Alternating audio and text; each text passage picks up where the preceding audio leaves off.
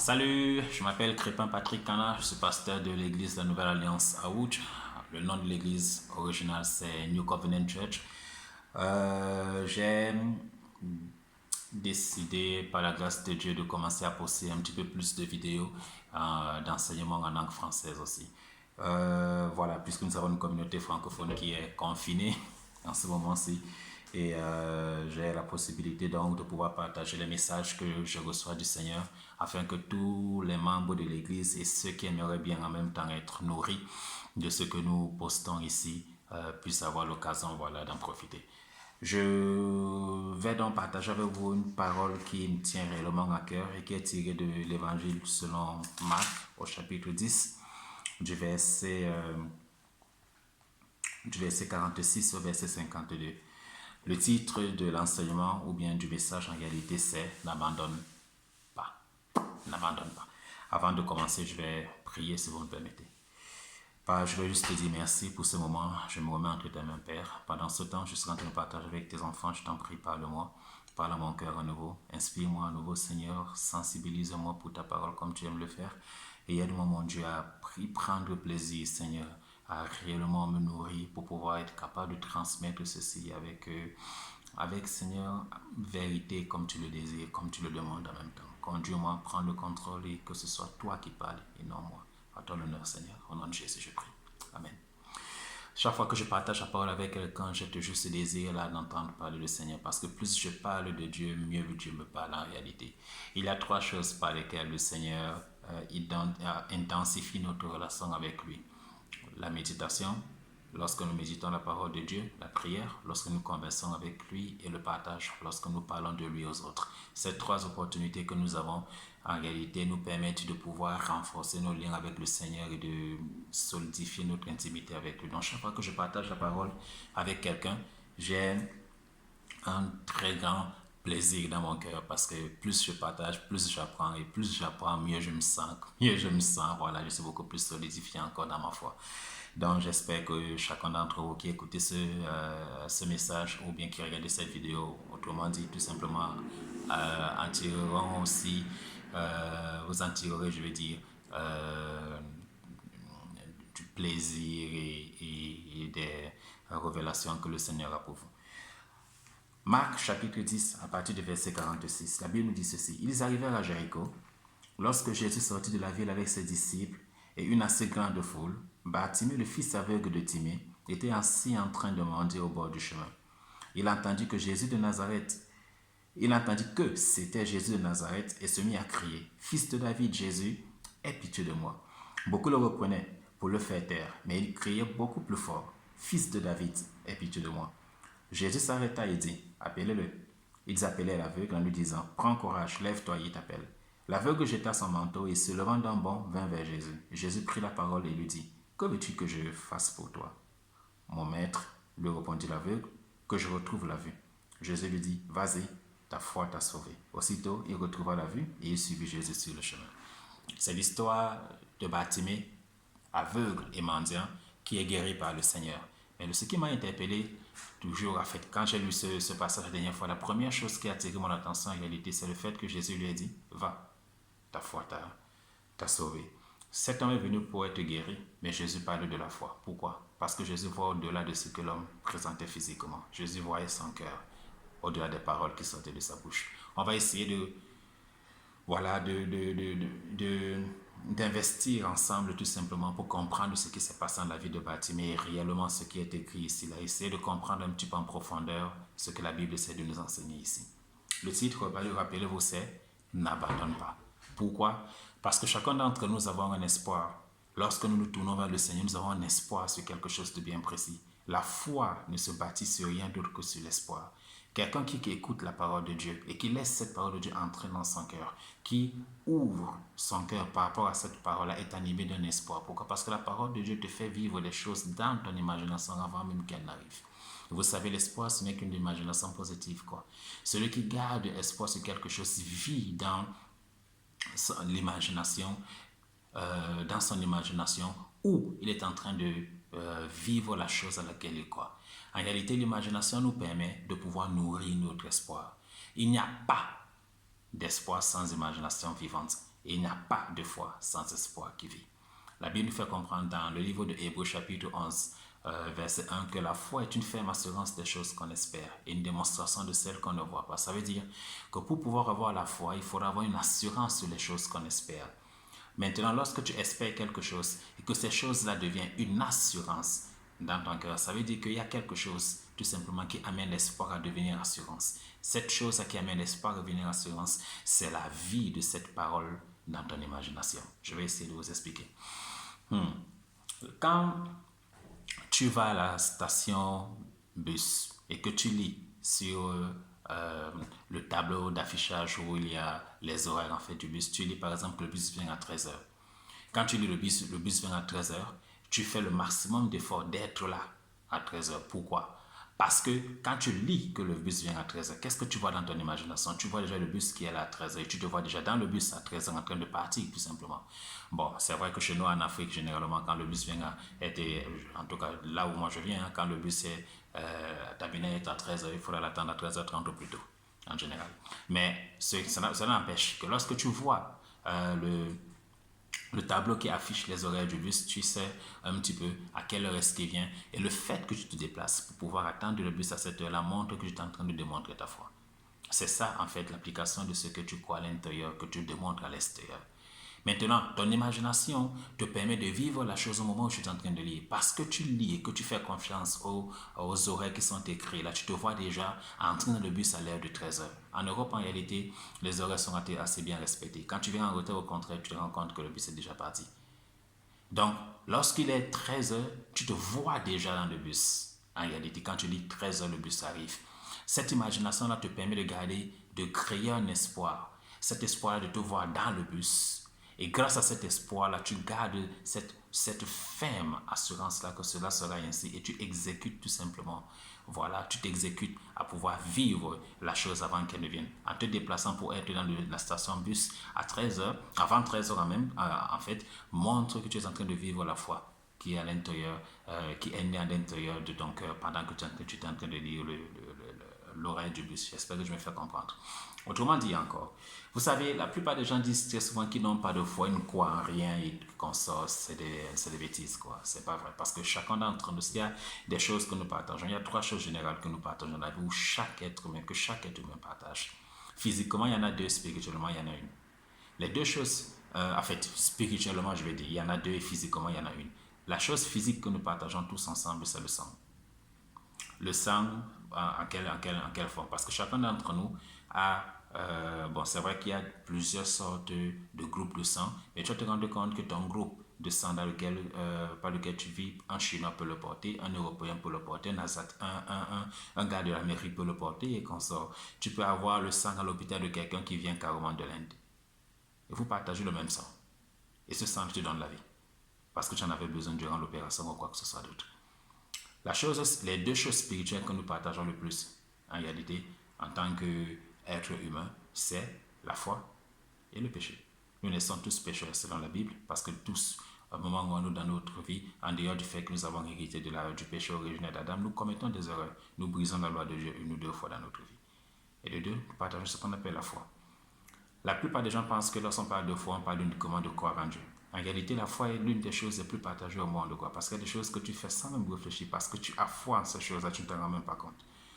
Lorsque tu es invité quelque part, à une fête, ou bien à un banquet, quoi que ce soit d'autre, et quand tu présentes une chaise pour que tu t'asseyes, tu ne prends jamais le temps d'abord de vérifier si la chaise est assez solide pour pouvoir supporter ton poids.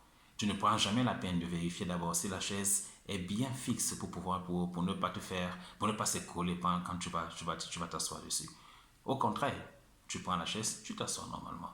Lorsque tu entres dans un taxi, tu ne vérifies pas d'abord si les roues de la voiture sont bien fixées, si jamais toutes les vis sont bien tournées et solides, et tu ne vérifies même pas si le chauffeur du taxi est sobre ou pas. En réalité, quand tu prends un taxi, tu as déjà d'avant cette fois-là que ce taximan est sérieux, qu'il est sobre et que le taxi est assez... voilà, il est propice tout simplement à t'amener du point A jusqu'au point B. Ça veut dire que techniquement, tout marche et qu'on sort. Tu es prêt à payer par rapport à la course. Cela veut dire que très souvent, nous démontrons Nous faisons des œuvres de foi sans toutefois réfléchir en même temps, quoi. Et lorsqu'on nous dit que nous partageons la foi, nous ne croyons pas. Parce qu'en réalité, cette foi-là, elle ne se manifeste pas seulement lorsque tu fais confiance à ce que dit la Bible, mais aussi tout simplement parce que tu la manifestes dans des choses assez simples de la vie. Et si jamais tu la manifestes dans des choses assez simples de la vie, il est normal que Dieu qui a créé la vie demande aussi à ce que tu puisses lui faire autant confiance, quoi. Moi, en tant que chrétien, je sais que la foi est l'une des choses les plus importantes de ma vie. Parce que grâce à elle, je fais confiance à Dieu, j'apprends à le connaître. La Bible nous fait comprendre que sans la foi, il est impossible d'être agréable à Dieu. Car quiconque vient à lui devrait croire qu'il existe et qu'il rémunère ceux qui le cherchent. Cela est écrit dans le livre de Hébreux, chapitre 11, verset 6. La foi, dans ce cas-là, est quelque chose de super important. Bon, regardez l'histoire de Bartimée. La Bible nous fait comprendre que Jésus est arrivé à Jéricho. En sortant de cette ville de Jéricho, il a traversé un endroit où un aveugle mendiant était assis. Cet aveugle était Bartimée. Et lorsque Bartimée a entendu tout simplement que une foule était en train de passer, sans lui s'est posé la question, ou bien il a posé la question aux gens à côté de lui, mais qu'est-ce qui se passe? Qu'est-ce qu'il y a? Et les gens lui ont dit, c'est Jésus de Nazareth qui est en train de passer. Directement, Bartimée s'est levé, s'est mis à crier, Jésus, Jésus, fils de David, aie pitié de moi. Vous savez ce qu'il était en train de dire en réalité? Quand il criait Jésus, Jésus, on pouvait encore comprendre. Mais lorsqu'il dit fils de David, aie pitié de moi, Bartimée est en train de faire comprendre à Jésus-Christ qu'il le connaît. Vous savez, chacun pouvait savoir que Jésus est Jésus, mais ce n'est pas tout le monde qui pouvait l'appeler fils de David, en dehors du fait que celui-là soit réellement certain que Jésus est réellement le fils de David. Et pour comprendre que Jésus est le fils de David, il faut que tu aies foi en la personne de Jésus. Parce que Jésus s'annonçait étant comme le Messie. Plusieurs personnes de sa génération, de son temps, reniaient cette parole, surtout ceux avec qui il a grandi en Nazareth. Ils ne croyaient pas du tout à lui.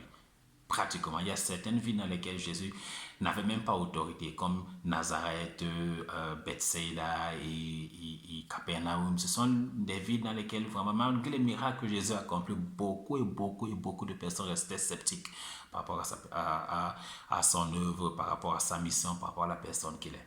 Mais lorsque Bartimée se lève et crie fils de David, il fait signe en ce moment-là qu'il croit en Jésus-Christ. Mais comment est-ce qu'il croit en Jésus? Je suis sûr que c'était la première fois qu'il voyait le Seigneur Jésus, ou alors du moins la première fois qu'il se dévoilait au Seigneur Jésus-Christ. Peut-être qu'il avait déjà assisté à des enseignements de Jésus, ou alors qu'il avait déjà entendu parler de lui, que ce soit d'une façon ou d'une autre. En tout cas, la foi vient de ce qu'on entend, et ce qu'on entend vient de la parole de Dieu. Nous dit la Bible dans le livre de Romains, chapitre 10, le verset 17. La foi vient de ce qu'on entend. Il se peut que Bartimée ait eu l'occasion d'entendre parler de Jésus, ou bien d'entendre même Jésus parler sans toutefois se dévoiler à lui en ce moment-là, ou alors lors d'entendre parler au moins des miracles que Jésus-Christ accomplissait. Vous savez, Jésus accompagnait toujours la parole par des signes et des miracles, des choses extraordinaires qui amenaient les gens à comprendre et à croire qu'il est réellement la personne qui dit qu'il est, le Fils de Dieu, ou Dieu lui-même sur terre. Et vous savez, les miracles concrétisaient exactement l'enseignement qu'il donnait. Lorsque Bartimée donc entendait parler que Jésus qui sauvait les yeux d'autres aveugles, que Jésus qui tentait de soigner des sourds, que Jésus qui ramenait les paralytiques à marcher, quand il entendait l'enseignement de Jésus qui sur l'amour, la paix, sur le pardon des péchés, sur la grâce de Dieu, il se voyait réellement en même temps en train de vivre la chose. Vous savez, comme j'ai essayé de l'expliquer au commencement, la foi vient de notre tout simplement acceptation de la parole. Lorsque tu entends la parole de Dieu, tu crois en elle réellement, que tu la vois vivre à l'intérieur de toi. Elle crée à l'intérieur de toi une sorte d'imagination dans laquelle tu vois la manifestation de cette parole-là en toi. Quand Bartimée a cru que Jésus-Christ est réellement le Messie qui devait venir, Dieu venant sur terre, ou alors l'envoyé de Dieu venant sur terre pour pouvoir délivrer le peuple d'Israël du péché, il savait qu'il était lui aussi un bon candidat pour cette délivrance. Donc lorsque Bartimée criait fils de David, il n'était pas en train de parler comme ça au hasard. Il était en train de démontrer au Seigneur Jésus-Christ qu'il avait entendu parler de lui et qu'il avait une foi ferme par rapport à sa parole. Je vous le rappelle, on peut appeler tout le monde Jésus, mais celui qui l'appelle fils de David va un petit peu plus loin dans la connaissance de la personne. Jésus-Christ étant fils de David, démontrait tout simplement, manifestait la promesse donnée à Israël par laquelle tout simplement le peuple d'Israël devait être sauvé. Et on parlait ici là de la venue du Messie, du Christ. En criant fils de David, Bartimée faisait comprendre au Seigneur Jésus-Christ qu'il savait qu'il était le Messie. Vous savez, c'est super important de prendre le temps très souvent de pouvoir examiner la parole de Dieu, de l'étudier en profondeur pour saisir un petit peu le sens. Et quiconque prend le temps de pouvoir la méditer reçoit les enseignements et les secrets qui y sont. Un petit mot comme fils de David nous fait comprendre un petit peu quel était l'état d'âme de Bartimée. Bartimée vivait déjà sa foi avant d'avoir rencontré le Seigneur. Et vous savez, la chose qui fait vivre la foi, c'est justement ce que je disais au commencement même de mon enseignement aujourd'hui, notre imagination. Je vois Bartimée assis, entendant parler de Jésus-Christ, qui se voyait déjà en train de le voir, en train de le toucher, en train de le parler. Il se voyait déjà en train de recevoir sa guérison. Il se voyait déjà en train de marcher, tout simplement, et de changer de vie.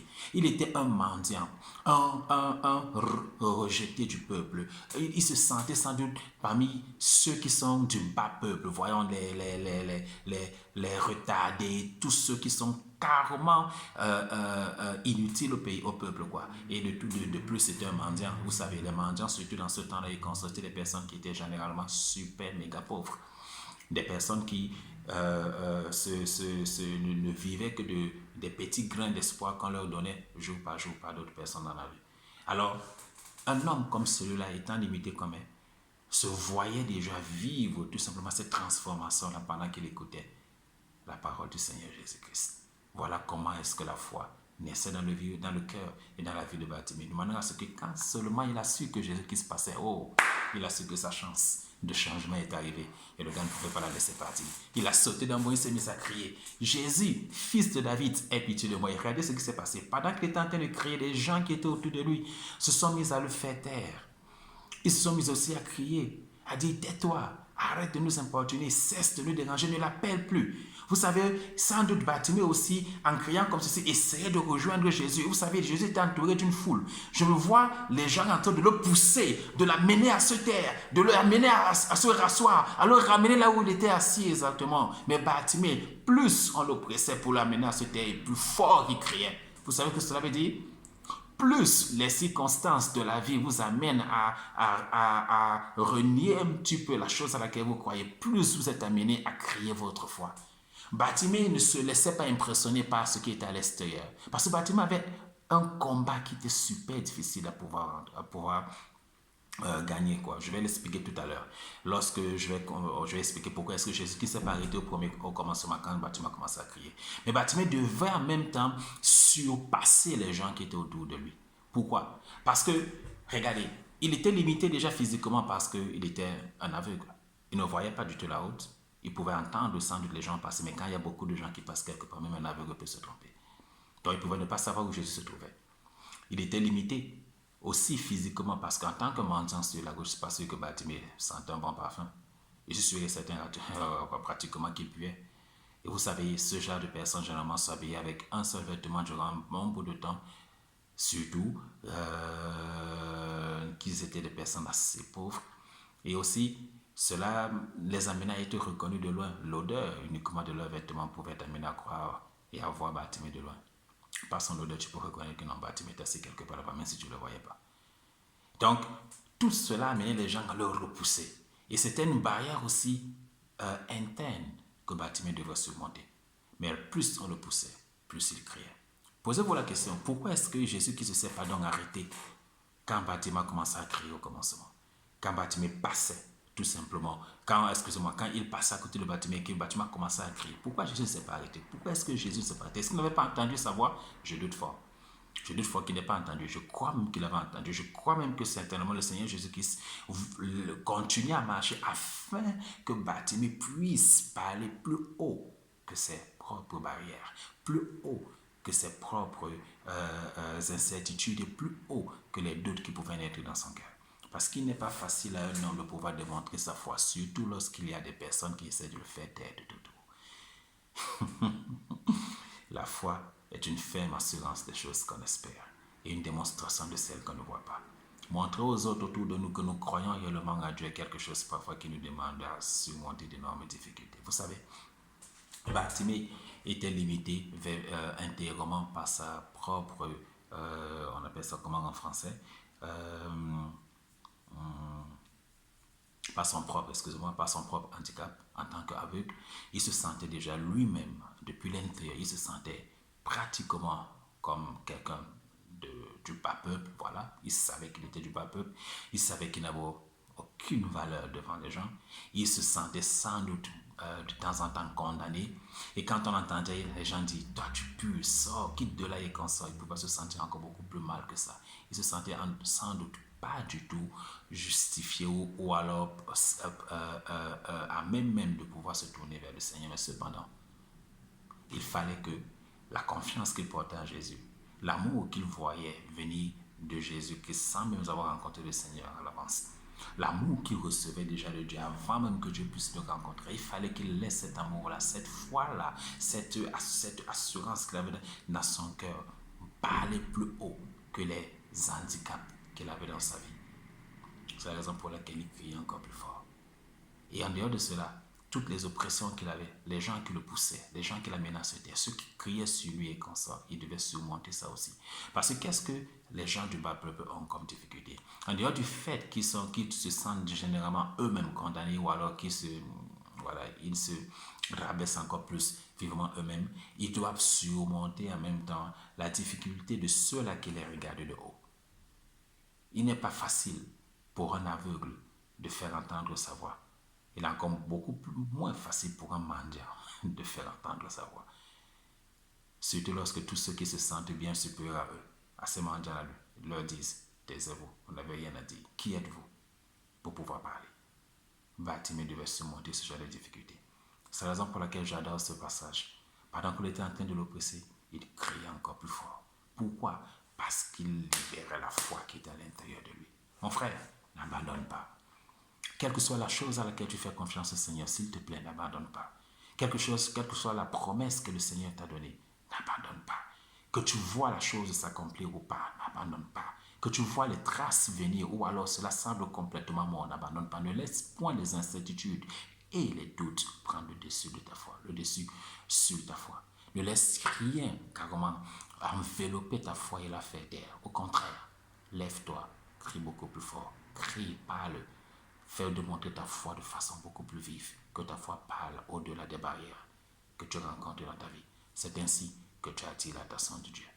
Regardez, la Bible nous fait comprendre, je l'ai lu, je pense, je l'ai cité, que sans la foi, il est impossible de plaire à Dieu. Ça veut dire que quelqu'un qui a la foi et qui parle au-delà de ses incertitudes.